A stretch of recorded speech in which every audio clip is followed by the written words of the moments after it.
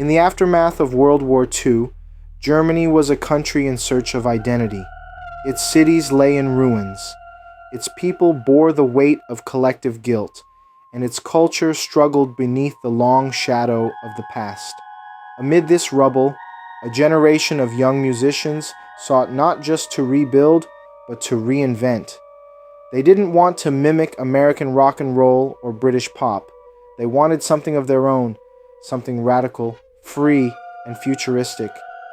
The British press would later slap a name on it: Krautrock, a term laced with mockery, drawn from the slang word Kraut, referring to sauerkraut, a staple of German cuisine.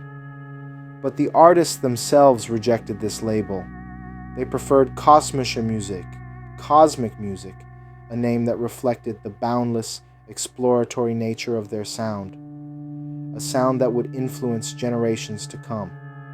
From David Bowie to Radiohead, from Stereolab to LCD Sound System.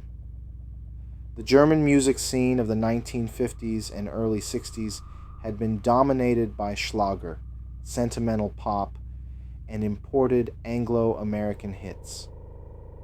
But by the late 1960s, a new spirit had emerged.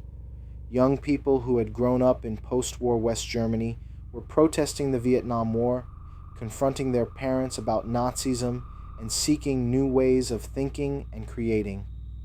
As Michael Rota, guitarist of Neu, put it, we wanted to break free from everything, from the old Germany, from the guilt, from the rules. From the past, they formed communes, rejected commercialism, and embraced improvisation, noise, repetition. Bands like Kahn, formed in Cologne, and Amandul II, born in a Munich commune, fused psychedelic rock with avant-garde experimentation. Their music was anarchic, ritualistic, at times ecstatic. Cahn's Holger Zhu-Kai, a student of Karl-Heinz Stockhausen, spliced magnetic tape like a surgeon. Yaki Liebezeit drummed like a machine possessed. On albums like Tagomago and Ege Bam Yasi, Kahn created grooves that pulsed with alien intelligence. In Dusseldorf, Neu, formed by Rother and Klaus Dinger after leaving Kraftwerk, stripped rock down to its bones. Dinger's relentless beat, the so-called motoric rhythm, a steady 4/4 drive, like wheels on a highway, became the heartbeat of Kosmische Musik. Kraftwerk themselves, of course, would soon evolve from their experimental beginnings into pioneers of electronic music, trading guitars for synthesizers, becoming avatars of the digital future. On Autobahn and Trans-Europe Express, they built sleek sonic highways through the mind. In Berlin, Tangerine Dream, led by Edgar Froese, embarked on long, hypnotic journeys using Moogs, mellotrons, and sequencers.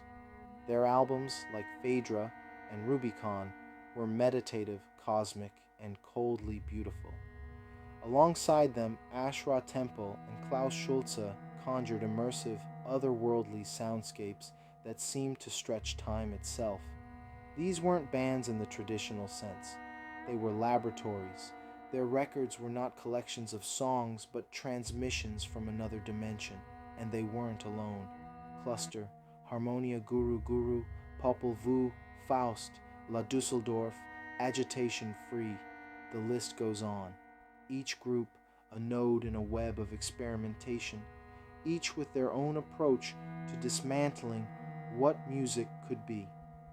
As journalist David Stubbs notes in Future Days, this wasn't about entertainment, it was about the future. It was about escaping Germany's ghosts. Some of these musicians had been forced as children to say Heil Hitler in school. Others had grown up among ruins. Their refusal to look backward was not just artistic, it was political. The BBC called Kosmische Musik a bold new sonic identity. The New York Times notes how many of these artists, like Irmin Schmidt of Cannes, believed music could be a kind of healing, a sonic therapy for a nation. Noise was a cleansing force, said Schmidt. The past was too loud. We had to drown it out to hear ourselves again. While the movement was mostly German, Its influence would cross borders. Brian Eno worked with Cluster and Harmonia. David Bowie recorded his Berlin trilogy under the movement's influence. Modern acts like Stereolab, Joy Division, Radiohead, and One Otrix Point never all carry its traces. Kosmische music was never a genre. It was a gesture, a rupture, a refusal, a signal sent into deep space from the heart of a wounded country. And it still echoes.